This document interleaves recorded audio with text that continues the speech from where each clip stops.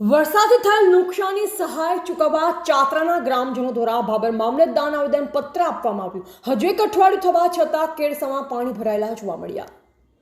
ભાભર તાલુકાના ચાત્રા ગામે વરસાદના પાણીના કારણે ભારે તારાજી સર્જાઈ છે, જેને લઈ લોકોને ભારે નુકસાન જોવા મળ્યું છે। ત્યારે ચાત્રા ગામમાં ઘરોમાં 5-5 ફૂટ સુધી પાણી આવી જતા ગામમાં તેમજ ખેતરોમાં રહેતા લોકો પોતાનો જીવ બચાવી માંડ નીકળ્યા હતા। અચાનક વરસાદનું પાણી આવી જતા ઘરવકરી સહિતની ચીજવસ્તુઓને નુકસાન થયું અને નુકસાની ભોગવવાનો વારો આવ્યો। તેમજ વરસાદ બંધ થયાને અઠવાડિયું થવા આવ્યું છતાં હજુ સુધી ઘરોમાં પાણી ભરેલ છે, તેમજ અસરગ્રસ્તોની આ સુધી કોઈ પ્રકારની સહાય તેમજ ફૂડ પેકેટ પણ મળેલ નથી, જેથી ચાત્રા ગ્રામના લોકો દ્વારા ભાબર મામલતદારને આવેદનપત્ર આપવામાં આવ્યું, જેમાં ઘરવકરી સહાય, કેસડોલ, ઘાસ પુરવઠો સહિતની સહાય તાત્કાલિક ધોરણે ચૂકવવા માટે આવેદનપત્ર આપવામાં આવ્યું।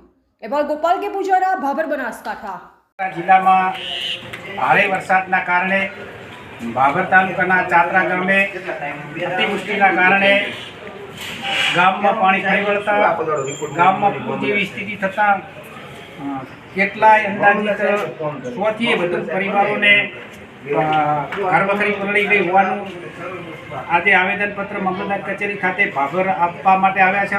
સરકારને વિનંતી, ટીડીઓ સાહેબને પણ વિનંતી કે વહેલી તકે ઘરવખરી જે પલળી છે તેની સહાય આપે, ગેસ્ટોલ આપે। અને અત્યાર સુધી મુલાકાત તો કરી છે, ટીડીઓ સાહેબ બી આવ્યા હતા, મામલતદાર સાહેબ પણ આવ્યા હતા, પણ જે કેશડોલ ને ઘરવખરી છે તે લોકોને મળી નથી, તો વહેલી તકે મળે તે માટે આજે આવેદનપત્ર ત્યાં મામલતદાર સાહેબ શ્રી ભાભરને આપવામાં આવ્યું છે અને ટીડીઓ સાહેબને પણ અમે રજૂઆત કરવા માટે જવાના છે।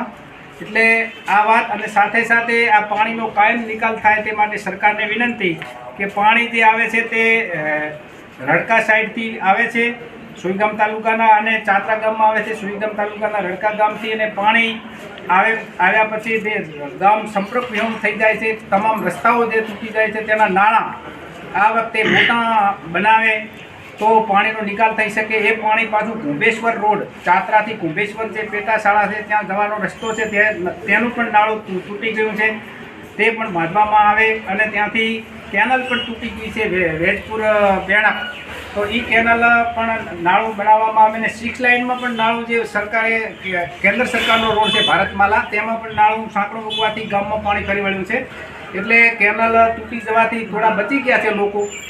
એટલે આ જે નાણાં મૂકવાના છે વાત, તે વહેલી તકે નાણાં સરકાર મૂકે, અને તે વાતે આપ સરકારને મારી વિનંતી છે।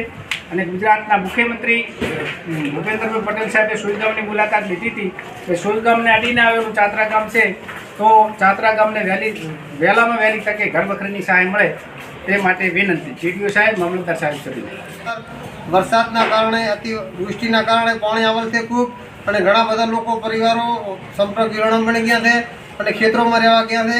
એટલા માટે સરકારને મારી વિનંતી છે કે હજુ સુધી કોઈ સહાય આપી નથી, તો જલ્દી વહેલી તકે સહાય આપે, કેશડોલ આપે, અને ઘાસચારો લોકોને પલળી ગયો છે એટલે ઘાસચારો પણ આપે, એવી અમારી સરકારને વિનંતી છે। અને હજી